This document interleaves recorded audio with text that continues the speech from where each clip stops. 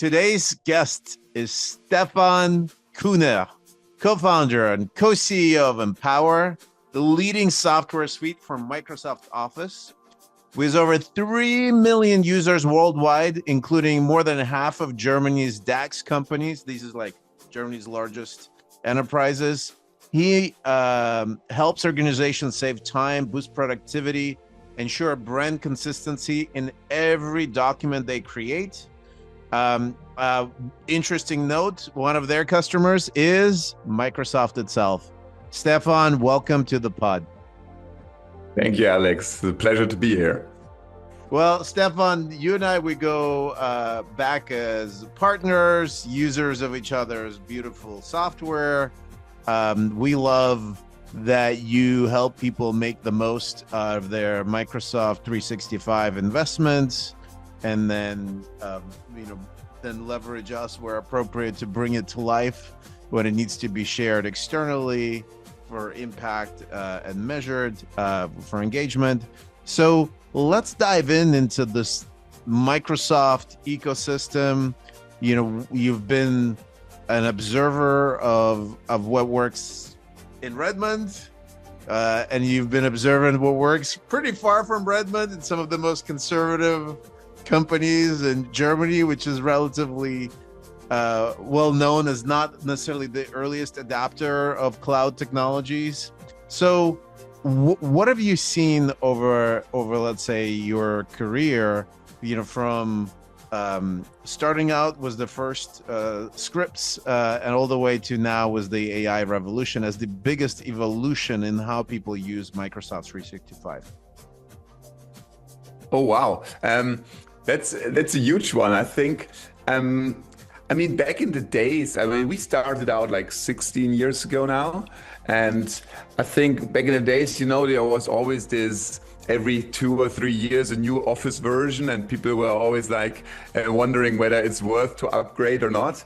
And I think was really what stand out to me. And back then we had these 100 files, final version 2, final, and then you would do the copy pasting. With the dates, and then exactly. The name of the people. Yeah, okay. and I think that was like my normal life. And in my previous life, I was a consultant, so I was doing it all the time. And I think now it has changed a lot, right? And I think with Microsoft 365, and as you just said, finally, literally all or nearly all clients moving to the cloud. I think that was a nice evolution, right? That you're now just spending many people on one file, no sync conflicts anymore. We had these at the beginning, but now you can literally work on a single file and don't have to create hundreds of versions. You have a backup. You're not scared. So I think that was the most profound change in the way we work with Office so far. But of course, AI is ahead of us. I think exciting things are coming very soon, but they are not there yet, I would say. So we still have more hopes of how things can get really helpful rather than that they are already integrated into today's software. What have you seen as the challenges for the clients in adapting your products, or even getting more value from what they've already done with Microsoft? Well, I think at the end, it's probably what many software companies face is the common patterns that people use, right? And not willing to change behavior, right? And doing it in always the same old style. And probably every one of us is a little bit like that. So I think that's even with the progress in Microsoft products itself, you long saw the exact same behavior as people used the software back then when new features were not available.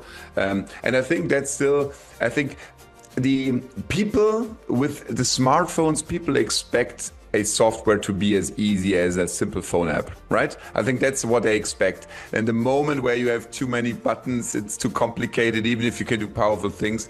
Only a fraction of the people is willing to invest the time in training and learn the software. So I think that is like the biggest challenge for all software makers, to make it, even if it's not a simple task to solve, you need to make it as easy as possible, because people don't are not willing to invest much time, I think. And when you think of time, right? Like one of the things that I remember having started my career at Microsoft, the design and investment in Microsoft was specifically built for people to just dump the information into the into the solution, right? Like, so why are we all using bullets? Because it was much easier to get the bullets out than to actually write a complete sentence. And from design perspective, as you know, and as you coach your clients, you know, sometimes you need bullets, but sometimes you could accomplish the same objectives as the bullets visually without the bullet symbol, right? And so I think for a number of reasons, both through the ubiquity of the platform, the history, people got into a lot of bad design habits when they're non-designers using, you know, Microsoft products.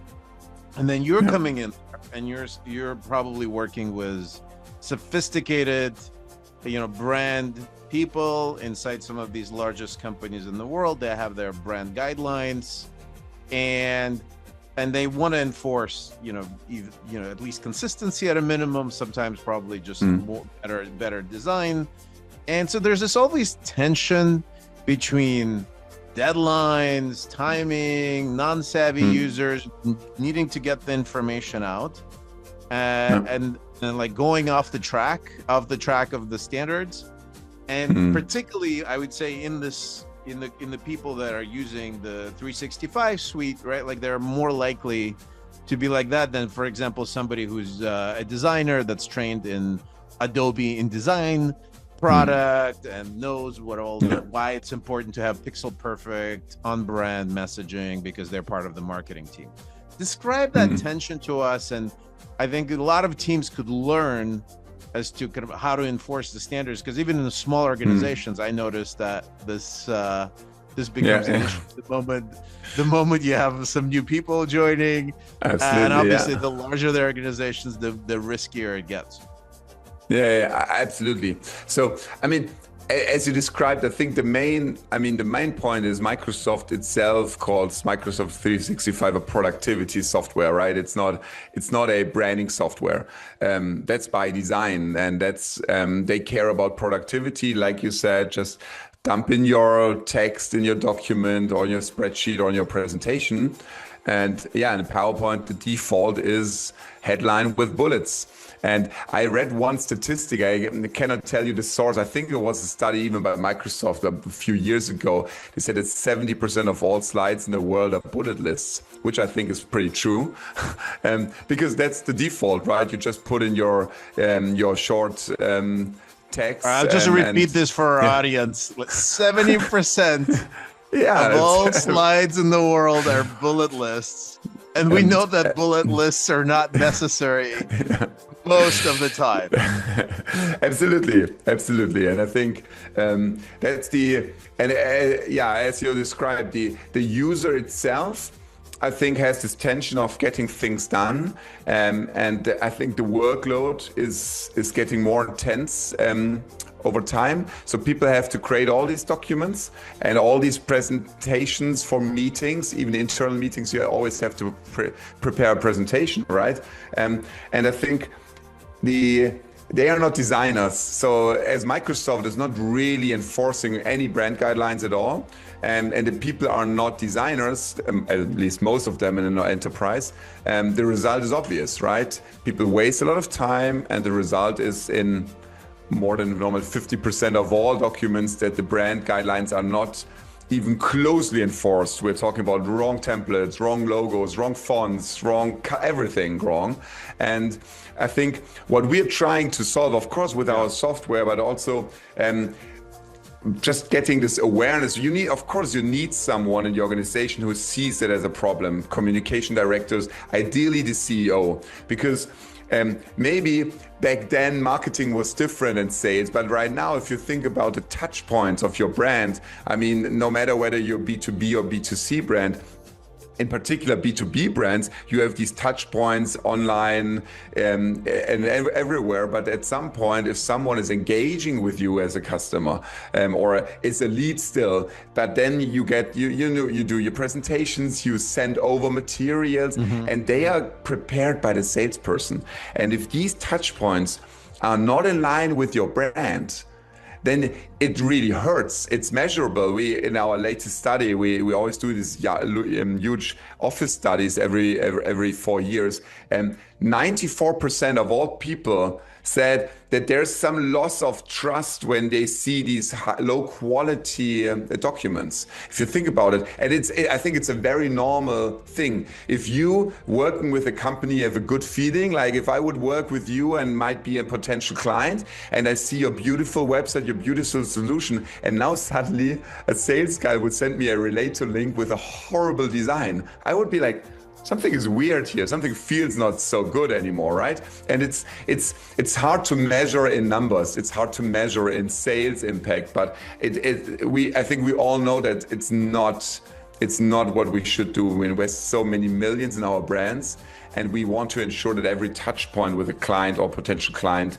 has always the same brand impression. So yeah, so if this awareness is there, then our software can help, but it can also help to ensure, at least if you don't want to buy a software, you can at least ensure that, for example, the template is automatically distributed when you open a PowerPoint. Like, this is an easy trick. You can enforce that your master is opened. Most companies don't do that today, right? So they hope that people find the right template somewhere in the internet, which hardly happens. And so I think that these are the initial steps. And then, of course, with additional software like plugins like we do, you can ensure that you can't even go off brand while being productive in office. I think that's the so ideal, it's of very course. interesting.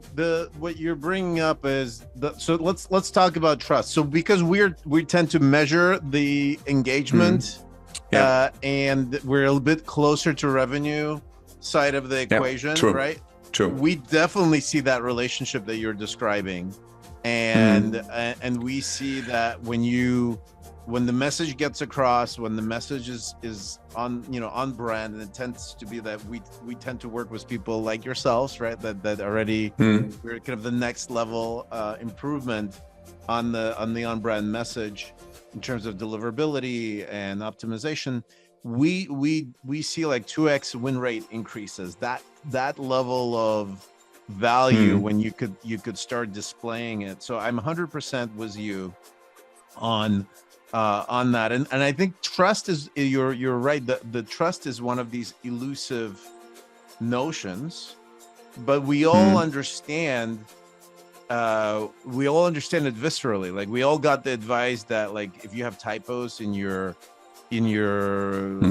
CV or resume, as they say in the US, right, like, that you're immediately saying that you don't have attention to detail, and you can't be bothered to use ChatGPT or a spell checker, right? So you're like, there you have some fundamental things. And then if you think of the first impressions, they don't even come from text, right? They typically come from a visual identity, because we first see the visuals when we open a page, either in PowerPoint or in a Word document.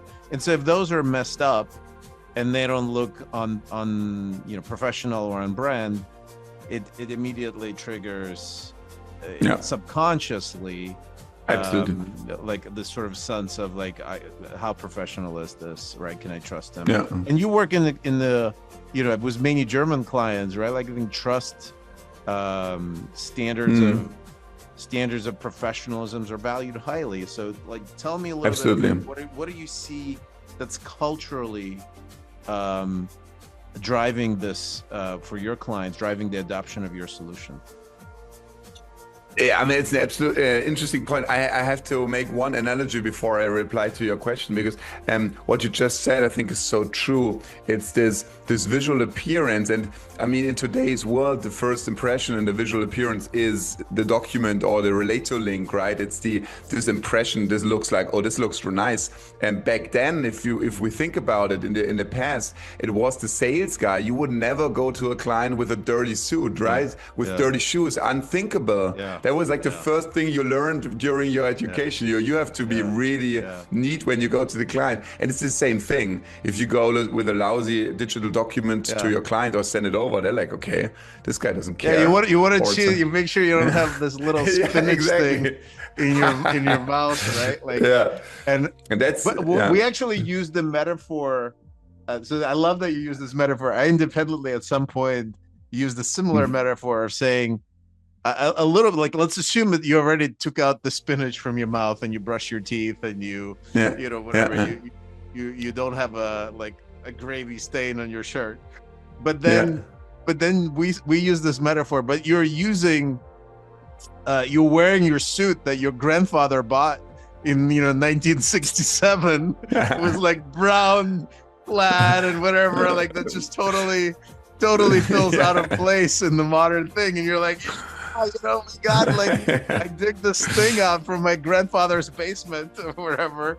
And and so we don't do that, right? Like, we want to make a great first impression. We want to dress up when we are going on a date, to have a positive. Even if we're doing a messy look, it's a studied messy look, right? Like, it's one that's supposed to talking about my hair now. Yeah, there you go. I was just talking of your. Like, it's way cool. It's a cool messy look. It's not like, I don't know what gel is type of look, right? So I think to build on that, there is basic hygiene, right? Like, do you have stains?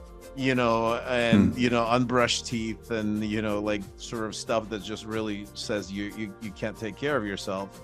And then there's the second thing, which is like, you're, as a seller or as a company, you pay all this money to have a nice lobby, have nice branding things that are infrastructure wise, but then your documents, which is actually, nobody steps into your lobby these days anymore, right? Before they talk to the rep, they see these assets, they don't convey any of that, right? Like they just look the same like everybody else's. And so it sounds like it's this combo of get like that first impression 1-2 punch is what really will make a difference. Is that how you're reading it as well? Absolutely.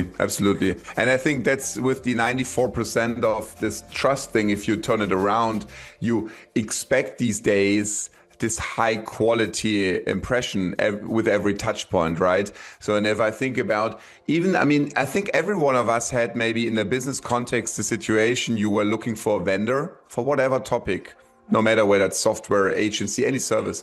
And then you talk to multiple companies, and then you get your proposals in and you get these documents. And I think it happens something, right? If this one document is just shiny, on point with all the topics you talked about, and it looks really amazing, and the other one, it looks rather not so nice, it kind of, and you said you guys can measure it because you're more closer to sales, which is cool. We are always very broad, right? So we can't do these exact measurements. But I truly believe that a lot of things happen. And if you think about it, as one person is speaking to you, but it's sharing your information with many other people that never speak to you, right? That's our challenge in sales today, right? So you only get is 1 or 2 people, but not the other 10. But they are looking at your documents. You better want to have a good impression there. Otherwise, and I think what's interesting, and I think what we're going after, and you have your data, and we've seen maybe like some more end applications on this, like that are purpose built. So we were chatting earlier about FTSE 100 company, or or DAC or CAC, like these large enterprises, publishing their most important assets, like their annual reports, their ESG or sustainability reports that go and basically is the equivalent of that nice lobby, that they spend millions on building, maintaining, and then they just kind of because of history, right? Like because of the not thinking this through, they just assume that they need to go and comply with the boring, quote unquote, boring standards, because to design it on brand, on message is difficult. And I think what we've seen is even the most cerebral, the most analytical, the most skeptical people, like financial analysts, when they say that they're not at all influenced by the presentation, they say that. And then there was like a, scientifically proven study that those same people, when they were given, a well-designed document and a not well-designed document, were more persuaded by the well-designed document. And even more, if that was in an industry that you expect some design skills, like marketing agency, that effect was true, but it was gated, because you kind of expect that design agency is going to give you something designy. But in the industries like you don't expect it, like infrastructure, energy, or insurance, where you expect boring stuff, if the content looks more professional, the people are even more influenced. The analysts have more of a positive affect to what they're seeing, and it's 100% subconscious, right? Like it's not it's not something that you're aware of. So I think that's sort of the beauty of what you're doing, is you're enabling this professional sensibility for even people that don't know why they liked it, don't know why they read it, don't know why they feel compelled to engage, but you're kind of removing these obstacles to engagement. Absolutely, yeah. And I think that's what we need to also to do, maybe both of our companies here, is to make it easy for normal business users, being not designers, which again is only a minority, only a few people in a big corporation. So to make it easy to produce these highly professional content, because I mean, we all, well, not all, but many like Apple products for the design. I think most of us have a feeling we detect good design, we like good design, but we can't reproduce it, right? I look at a slide or a website and love it, but if I'm trying to do it my own, I'm like, I don't know, it just doesn't look good, right? I need tooling that helps me create really cool content, and of course then a website, and it shouldn't be my job. My job might be an engineer, sales guy, controlling whatsoever, but that's just important. I fully agree, I think, and I think there's a tendency in these, I think with more and more how the society develops, I think it's even more the expectancy of high quality content.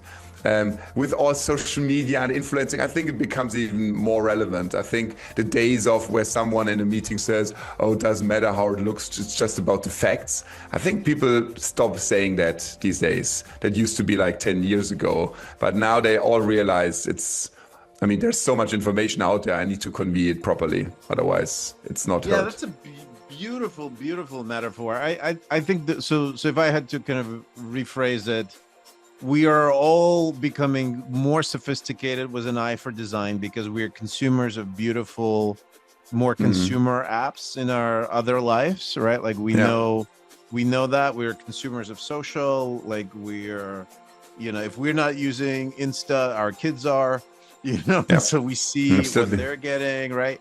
And I think even LinkedIn is is basically bringing that the business tools are also starting to catch up, that like at least the consumer oriented business tools and apps are there.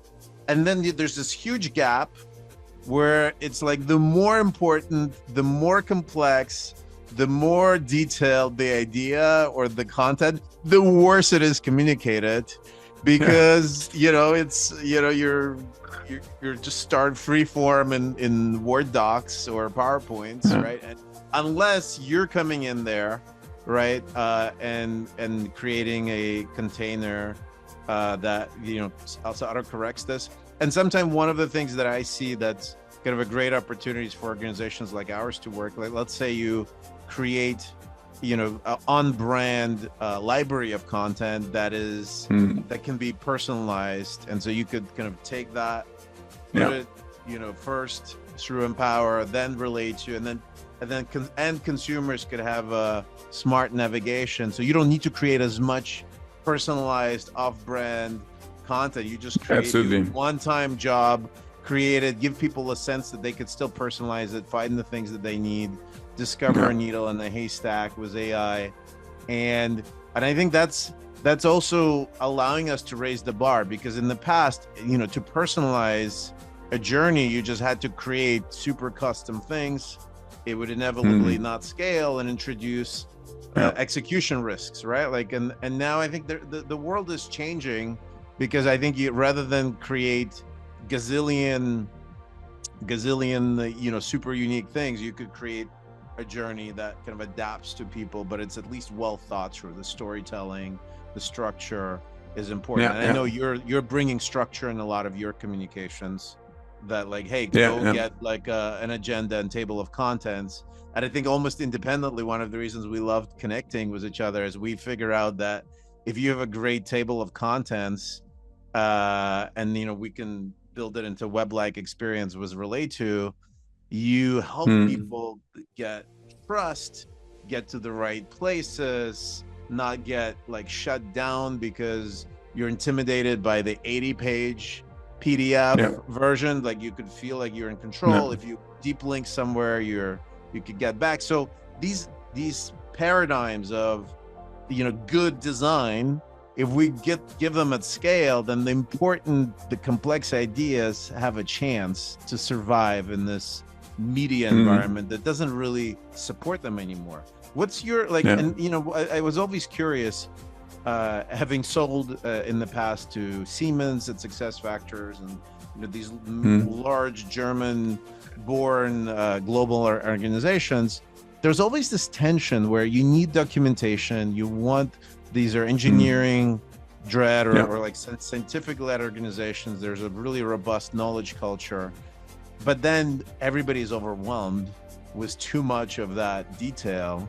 And so how do you help your clients navigate through that? Well, I think maybe to start, what you say is it's absolutely true. I think, of course, we have lots of industrial firms, like the whole automotive industry, and I think there's a lot of engineering, and engineering leads to a lot of documentation, but I think maybe it's a German thing, but and yes, I would say it's a German thing. So Germans are pretty rigid on guidelines, processes, standards.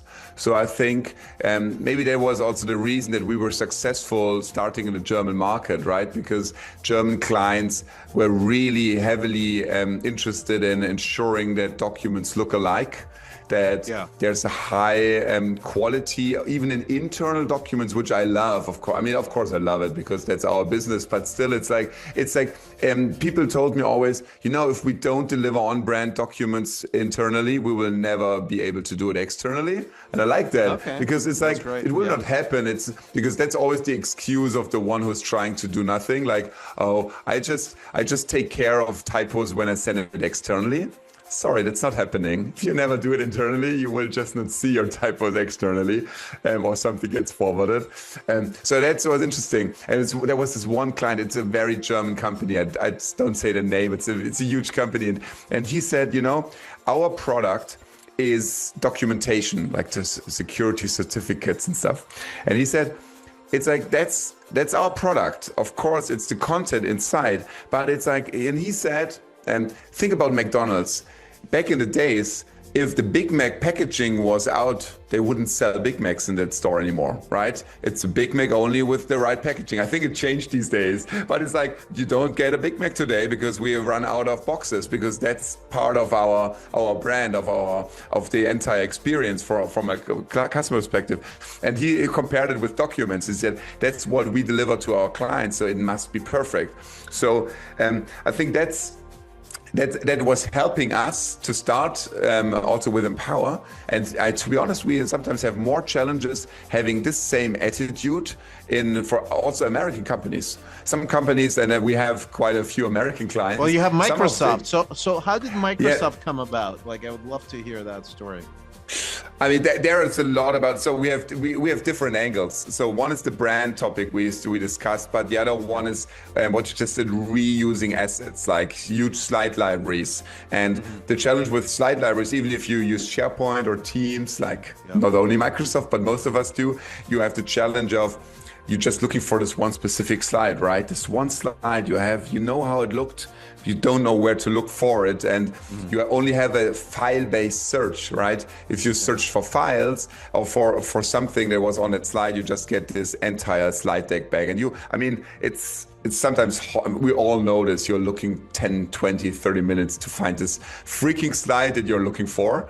And that was like the Microsoft use case, right? Being really having this one tool inside PowerPoint to find your slides and put them together. But it's a quality approved slides. So you don't want to reinvent the wheel all the time. You can just reuse it. And to answer your question, I think what many clients that are customers of us, for them, this topic is so important that they also have dedicated people. Like, for example, in engineering companies, you have technical writers. You have this job role as a technical writer. So they are responsible of the documentation. So they take care and have a solid process.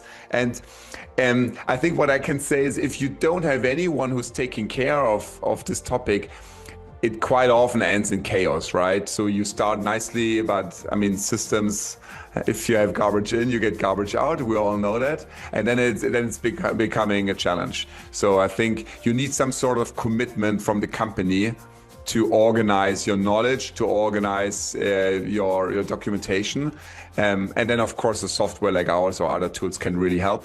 But if that's not there, then it will not magically happen, you know? Well, for all that are listening, we'd love to support and promote our partners like Stephan and Empower. Stephan, where can people find you if they're committed to getting their documents right, finding the nugget and getting it out, and, if appropriate, with Relayto as well. Yes. How can people find Empower and yourself? So, of course, our website, empowersuite.com. I think we can add it to the show notes here. And if you're interested in what I'm publishing, I mean, I'm on LinkedIn, and I'm kind of writing very frequently on LinkedIn and sharing best practices and also tips for free, how to improve stuff without having to initially buy our software. But yeah, that's where we can best found.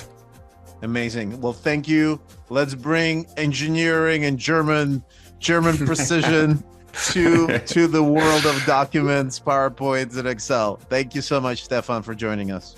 Thank you, Alex.